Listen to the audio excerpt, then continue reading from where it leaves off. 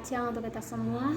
Perkenalkan, nama saya Tamara Nensyar Sinatobe dengan NIM 2003030 108 kelas C semester 2 program studi Sosiologi Fakultas Ilmu Sosial dan Politik Universitas Nusa Cendana.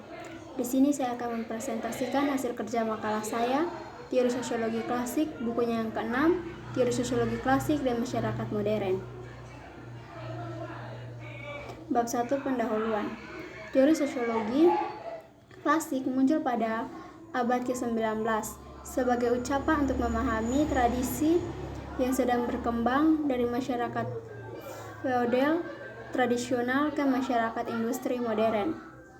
3 angka yang saya fokuskan dalam kutipan ini: Karl Marx 1818 sampai 1883, referensi Emile Durkheim 1858 sampai 1917, dan referensi klasik dari Max Weber 1858 sampai 1917, dan umumnya klasik 1858 sampai 1917. Mereka tentang bukan satu-satunya menyambung signifikan untuk mengembangkan teori sosiologi atau munculnya sosiologi sebagai disiplin akademis. Pertama abad, di tulisan-tulisan mereka menggunakan sudut pandang yang berbeda, mengizinkan kontras dan perbandingan yang memperolehkan pemikiran, dan pekerjaan mereka adalah sumber daya yang sangat kaya untuk memverifikasikan asumsi intelektual dan komunitas politik sosial seseorang. Ujian dari buku ini adalah untuk menyajikan pengantar yang dapat diakses untuk ditulis Marx, Durkheim, dan Weber. Tetapi salah satu yang juga disajikan dalam materi sumber utama adalah untuk mendominasikan bagaimana pemikiran mereka diekspresikan, diperluas, atau ditingkatkan dalam praktek sosiologi masa kini. Ini adalah masalah yang layak dipastikan, tetapi mereka membutuhkan bahwa seseorang artis cukup setia pemahaman tentang sosiologi klasik.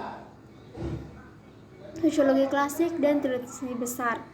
Sosiologi bermula dari tengah-tengah apa yang oleh sejarawan ekonomi Karl Polanyi disebut sebagai transformasi besar, terletak terutama di Eropa Barat pada abad ke-18, berbeda dalam waktu dan efek dari satu negara ke negara lain. Transformasi ini memuncak dengan matinya dunia Rador dan bagaikan dunia modern. Meskipun kepentingan utama Polanyi adalah perusahaan ekonomi pasar, periode perjalanan lintas budaya dan sejarah ekonomi dan sejarah Eropa yang dituliskan, pencerahan reformasi sosial dan politik, reformasi Prancis tahun 1989, dan reformasi ekonomi, kebangkitan kapitalisme, dan proses industrialisasi berikutnya.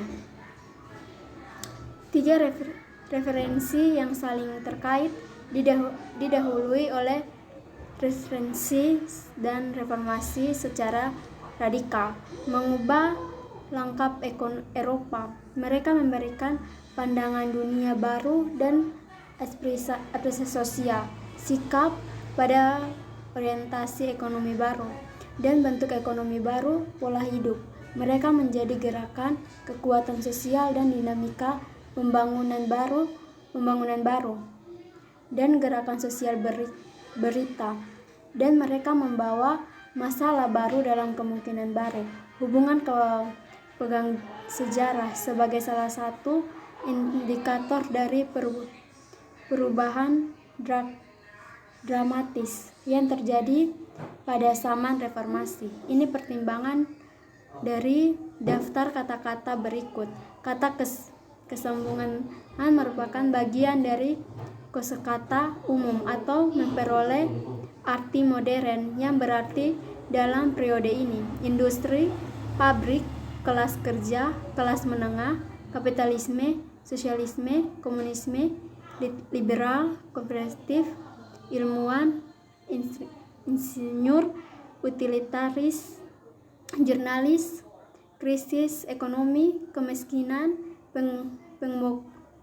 pemogokan ideologis, intelektual, humanitarian, estetika, birokrasi, komunisme, massa, pengangguran, dan sosiologi. Bab 2 pembahasan. Marx 1818 sampai 1983.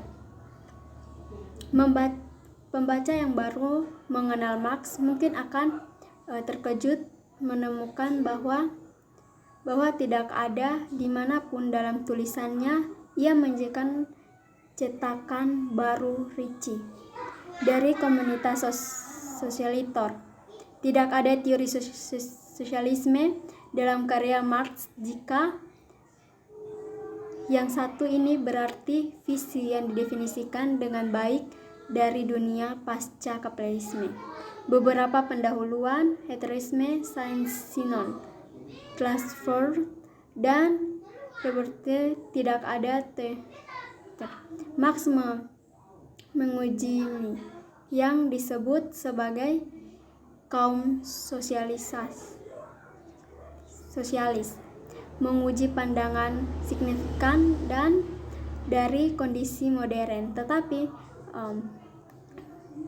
lukanya pada penyebab reformasi membuatnya mengalami jalan yang berbeda.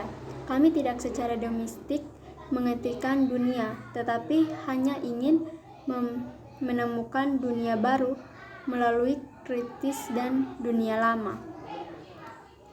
Tugas kepada suku, katanya bukanlah untuk membangun model masa depan yang indah, tetapi untuk bekerja menuju masyarakat baru melalui kritik kejam dari semua yang ada. Inilah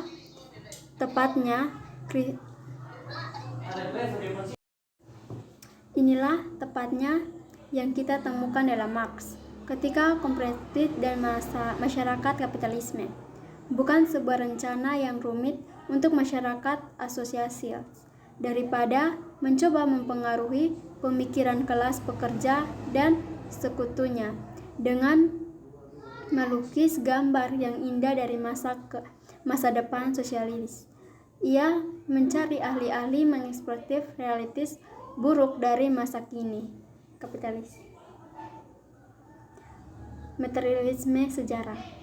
Dari titik apa kita dapat memahami dengan baik sifat masyarakat, dinamika perubahan sosial, literasi sejarah manusia, dan garis sejarah masa depan. Ada banyak kemungkinan. Beberapa ahli teori memberi prioritas pada ranah politik.